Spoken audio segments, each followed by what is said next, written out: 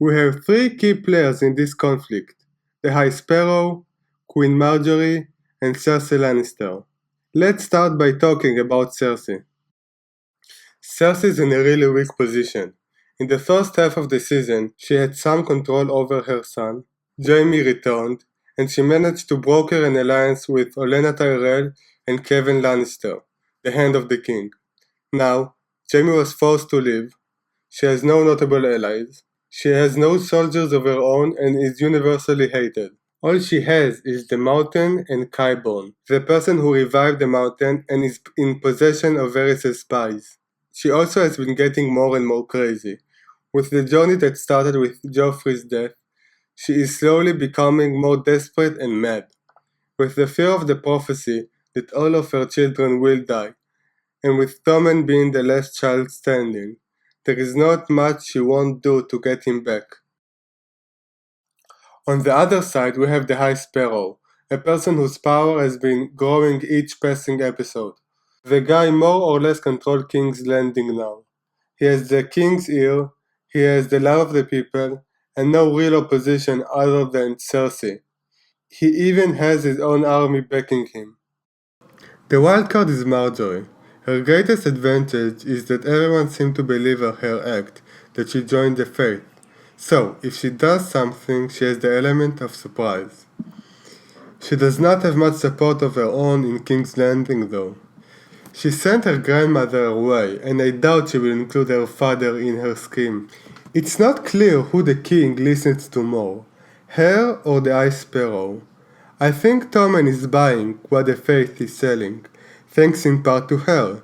So, making him go against the faith won't be easy, but it is possible. I think that her number one priority is to save her brother.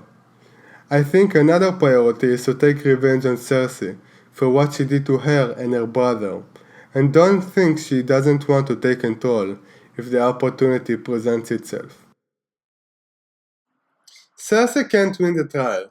They cancelled the trial by combat after they saw what the Mountain can do. They have proof in the form of Lancel Lannister, a cousin she slept with in Season 2 and now is a member of the Faith. And well, she is guilty. Game of Thrones is a show of foreshadowing. And just last episode Jaime said, Catelyn and Cersei. There's a fierceness you don't often see. They'd do anything to protect their babies. Start a war, burn cities to ash, free their worst enemies. The things we do for love. Now, the speculation is that last episode, when Qyburn told her that old rumor you told me about, my little birds investigated. And? Is it just a rumor or something more? More. Much more. he told her he found a stock of wildfire left by the Mad King. So after she loses the trial, she will try to use the wildfire to burn her enemies. But this action will have casualties she did not plan for. I think Tommen is going to die because of her actions. Either that, or his death will trigger the use of wildfire. Either way, Tommen is dead in my opinion. This will leave the throne without an heir. And for anyone who is familiar with the theory of R plus L equals J, the revelation of the Tower of Joy, which I think will happen in the same episode, will have more meaning. I do think that when the dust settles, she will regain control back in King's Landing. I mostly think this because of this reason.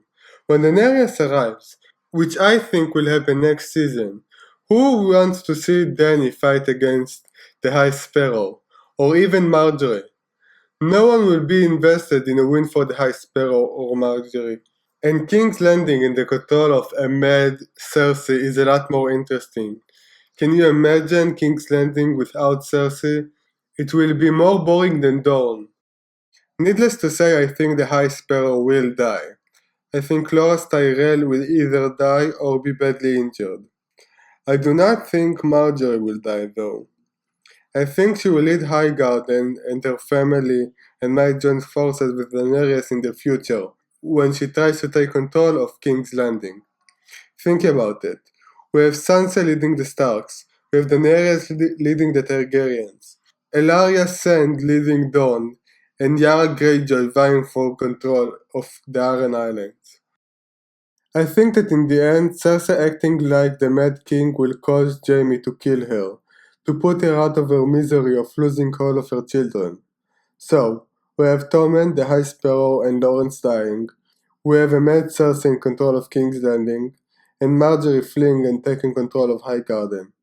Of course, this is all speculation. It will be interesting to see in which parts I was right and in which I was not. I hope you guys enjoyed this video. Leave your thoughts in the comment section. If you have time, check out our top 10 mistakes in Game of Thrones, and subscribe because we have a lot of big plans for this channel.